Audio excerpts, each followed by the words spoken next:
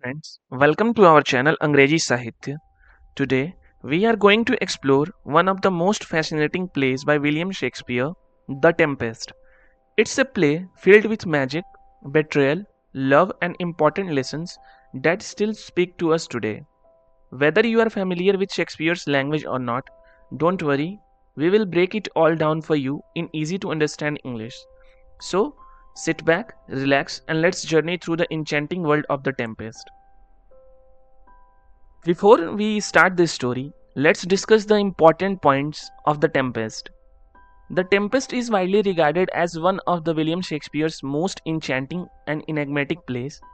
Written around 1610-1611, it is often considered one of Shakespeare's final works and a remarkable example of his mastery of the dramatic form. This play was first performed in 1611 before King James I and later included in the first folio of 1623. Written during the age of European exploration, the play reflects Renaissance debates on discovery and conquest. Often seen as Shakespeare's symbolic farewell to theatre, it remains a timeless exploration of human nature and redemption. Now, let's move to the story from Act First. The story of The Tempest begins with a dramatic shipwreck. The play opens with a violent storm at sea. A ship carrying noblemen from Naples and Milan is tossed around by the waves. The storm is so fierce that it seems the ship will sink at any moment. However, this is no natural storm. It's been created by the powerful magic of a magician named Prospero. Prospero used his magic to create the storm with the help of Ariel. Ariel, a spirit under his command. The ship's passengers are scattered across the island, setting the stage for the events to come. Now, you might be wondering who is Prospero and why is he causing such destruction. So, let's go back in time to understand. Prospero was once the Duke of Milan, a noble and respected ruler, but his brother Antonio betrayed him. Antonio wanted the title of Duke for himself, so he made an alliance with King Alonso of Naples and overthrew Prospero. They sent Prospero and his young daughter Miranda away in a boat, expecting them both to drown in the sea. But fate had other plans. Prospero and Miranda survived and were stranded on a remote, mysterious island. For years, Prospero has lived on this island, and during this time, he learned the secrets of magic. He gained control over the island spirits, including Ariel, a powerful and loyal spirit, and Caliban, a strange, monstrous creature who once inhabited the island. Caliban is the son of the witch Sycorax, who ruled the island before Prospero's arrival. After Sycorax's death, Caliban lived alone until Prospero and Miranda came. At first, Prospero treated Caliban kindly, teaching him language and sharing knowledge. However, their relationship soared after Caliban tried to harm Miranda. Feeling betrayed, Prospero enslaved Caliban, forcing him to do menial labor like gathering wood. Prospero's magic allows him to create the storm we saw at the beginning. He causes the ship to wreck and brings the passenger to the island. But it's all part of his plan to seek revenge and restore his position as Duke of Milan. As the storm rages and the ship sinks, the nobles aboard the ship survive and wash up on different parts of the island. Among them is King Alonso of Naples, his son Ferdinand, his brothers Sebastian and Antonio, the man who betrayed Prospero. They are all unaware that Prospero, the ex-duke, is controlling the events around them. On the island, Miranda, Prospero's daughter, has grown up without knowing the world outside. She has seen only her father and Caliban. When she first sees Ferdinand, she is amazed by him, having never seen another man. Ferdinand, too, is struck by her beauty. They immediately fall in love, and although Prospero pretends to be angry, he secretly approves of their love. He tests Ferdinand by making him perform difficult tasks, like carrying heavy logs, to see if he is truly worthy of Miranda. Act 2. Meanwhile, Antonio and Sebastian begin to hatch a plan. They want to murder King Alonso and take his throne. Sebastian thinks that by killing Alonso, he will become the king of Naples. They sneak off to carry out their plot, but Ariel, who is under Prospero's control, interferes. Ariel uses magic to prevent their plan from succeeding and makes sure they are caught. On other part of the island, Caliban, who resents Prospero for taking control of the island, teams up with two drunken sailors, Stefano and Trinculo. They plan to kill Prospero and take over the island. Caliban believes that, with the help of Stefano, he can become the ruler of the island. Act 3. In this act, Ferdinand continues to prove his love for Miranda. He works hard and Miranda is impressed by his dedication. Their love grows stronger and they talk about getting married.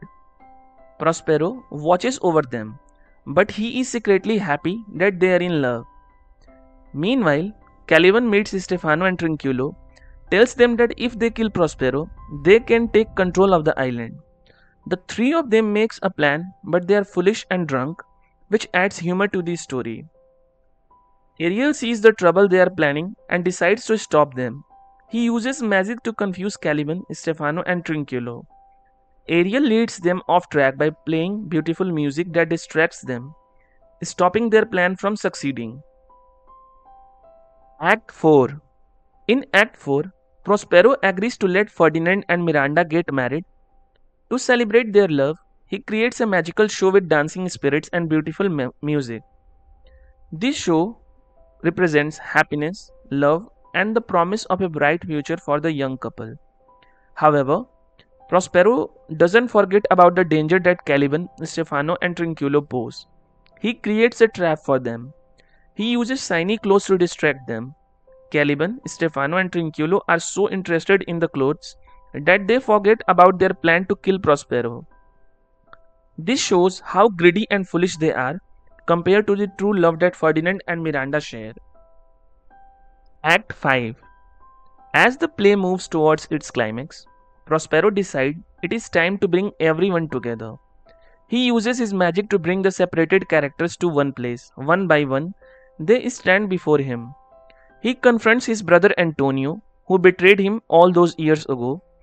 Prospero has the power to punish Antonio and seek revenge, but instead he chooses a different path. He forgives Antonio and the others.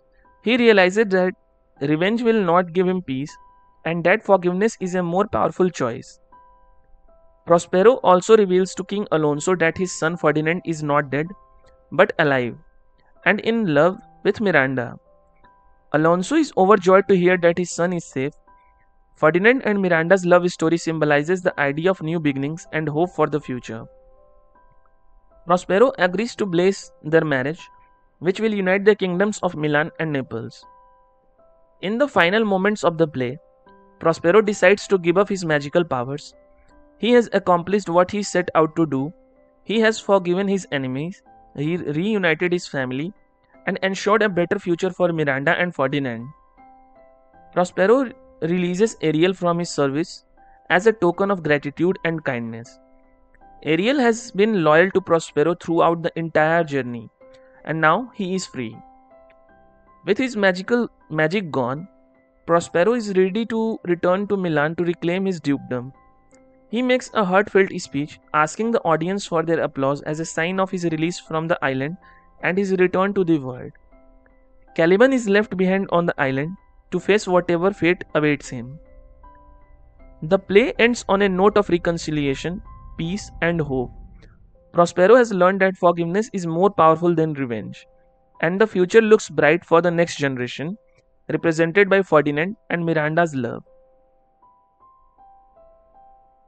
Now, let's discuss the themes and morals in this play. The Tempest explores several profound themes. One central theme is power and control. As Prospero's mastery of magic allows him to dominate the island and its inhabitants, raising questions about the use and abuse of power. The theme of forgiveness and reconciliation is also pivotal. Despite being wronged by his brother Antonio and others, Prospero chooses forgiveness over revenge, demonstrating that reconciliation can lead to peace and healing. The play delves into colonization and exploitation through the relationship between Prospero and Caliban. reflecting the complexities of ownership and the consequences of colonization. Another key theme is illusion versus reality, where magic and manipulation blur the lines between what is real and what is an illusion, emphasizing that appearances can be deceptive. Finally, the theme of nature versus nurture is explored through the Caliban's character, questioning whether one's nature or upbringing shapes their behavior and morality. The Tempest also imparts moral lessons. The most significant is the power of forgiveness. Prospero's decision to forgive his enemies rather than seek revenge highlights the healing power of compassion and reconciliation. The play also underscores the consequences of betrayal, showing how Antonio's treachery leads to suffering but ultimately teaches the value of loyalty and trust. Another moral is the importance of compassion and humanity, as seen through characters like Ariel and Miranda, who embody empathy and kindness. Lastly, the play reveals the illusion of power, illustrating that true strength lies not in control or domination, but in wisdom, forgiveness, and moral integrity. Thank you so much for watching our detailed narration of The Tempest. We hope this helped you understand the magic and beauty of Shakespeare's play in a new way. If you enjoyed this video, don't forget to like, share, and subscribe. Join us next time as we continue exploring the world of literature. Take care and see you soon.